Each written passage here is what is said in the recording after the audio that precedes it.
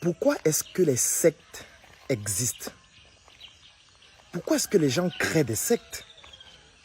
Je me suis posé cette question parce que depuis plusieurs années, je suis approché par des personnes qui souhaitent que je rejoigne des sectes, des courants de pensée, j'ai envie de dire, des mouvements dans lesquels on fonctionne d'une certaine manière.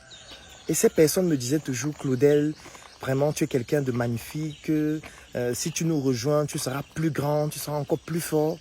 Et moi, à chaque fois, ça m'amusait. Parce que lorsque je regardais la personne qui me proposait cela, je lui disais toujours, tu ne m'impressionnes pas intellectuellement, tu ne m'impressionnes pas économiquement, tu ne m'impressionnes pas sur le plan financier, tu ne m'impressionnes pas sur le plan des biens matériels.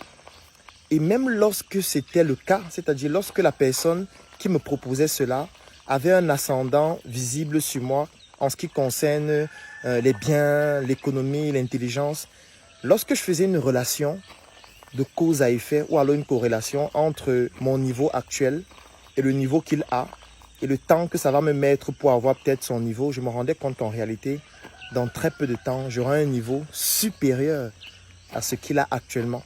Ce qui fait en sorte que ça ne m'impressionnait pas.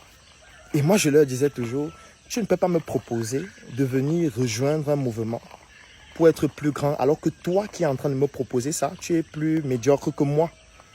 Donc, pour moi, je n'ai jamais trouvé ça pertinent. Je me disais, voilà, allez faire vos choses. Moi, ça ne me concerne pas. Moi, ça ne m'intéresse pas, de toutes les manières. Et à chaque fois, il y a beaucoup de personnes qui venaient me proposer cela, qui me proposaient vraiment, Claudel, on te suit en ligne, si tu nous rejoins, telle chose va se produire. Il y a notre grand maître qui fait ceci, qui fait cela. Je dis vraiment, votre grand maître ne m'intéresse pas. Allez faire en sorte qu'il vous transforme en des personnes riches, millionnaires et tout ce que vous voulez. Moi, je sais ce que je vaux. Je n'ai pas besoin d'intégrer ce genre de choses pour réaliser ce que j'ai envie de réaliser. Je sais exactement ce que je dois faire pour réaliser ce que je dois réaliser. Et ce que je dois faire dépend d'une seule chose, de ce que j'ai dans ma boîte crânienne qui s'appelle le cerveau, qui est l'énigme la plus puissante de l'humanité.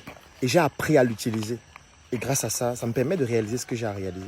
Je n'ai pas besoin de ton grand maître, ni de toi, qui ne m'impressionne pas et qui est médiocre. Et tu dois même travailler, tu dois étudier, parce que tu es encore un cancre. Et cancre, c'est un euphémisme. Après, je ne m'intéressais plus trop à ça. Je continuais mon aventure entrepreneuriale. Et quand j'ai continué, je me suis rendu compte qu'en réalité, notre société fonctionne avec des cercles ésotériques, avec des sectes, avec des mouvements de pensée, avec des groupements, avec des communautés. Et de manière, j'ai envie de dire, subtile, ces personnes ont voulu me démontrer que si tu ne rejoins pas ce que nous faisons, tu ne vas pas progresser. Tu ne vas pas réussir dans ce que tu veux faire. Et je commençais à voir comment les opportunités commençaient à me fermer les portes dans certains segments de marché. Alors qu'en réalité, j'avais suffisamment de connaissances pour être celui qu'on doit choisir. J'avais suffisamment de compétences pour être celui qui peut le faire. J'avais suffisamment d'expérience par rapport à ceux qu'on choisissait pour pouvoir réaliser cela. Et en réalité, parfois de manière indirecte, parfois de manière directe, parce qu'il y a des cas de figure où on m'a dit clairement que c'est parce que tu n'as pas rejoint telle communauté, tel courant de pensée, qu'on ne peut pas t'offrir cette opportunité. Et là, je commençais à comprendre qu'en réalité, notre société était structurée en communauté, en courant de pensée, en pan d'idées, en secte même, s'il faut utiliser l'expression, et que si tu ne rejoins pas ces communautés, ces courants de pensée, il y a certaines opportunités que tu ne peux pas saisir. Et j'ai compris à ce niveau que mon cerveau seul ne pouvait pas suffire. Il fallait que je puisse associer à cela une communauté aussi. Parce que moi, je ne voulais pas rejoindre ces communautés. Parce que vous devez vous imaginer que pour rejoindre certaines communautés, certains courants de pensée, certaines sectes, il y a des pratiques incroyables parfois qu'il faut faire. Et moi, je ne me voyais pas en train de me compromettre pour arriver à un certain niveau, alors que je sais que j'ai les compétences pour y arriver sans avoir à faire cela. Donc, je m'étais dit, je ne vais pas rejoindre ce que vous faites. Ça ne m'intéresse pas, mais je vais trouver un autre moyen de le faire. Ce qui a fait en sorte que la plupart des projets que j'avais, n'ont pas pu fonctionner de manière optimale. J'ai plusieurs projets que j'ai eu à implémenter avant les projets que les gens découvrent aujourd'hui. J'ai eu à échouer dans tellement de projets avant à cause de ça. Et je me suis donc dit à partir de 2016 que je ne veux plus commettre la même erreur.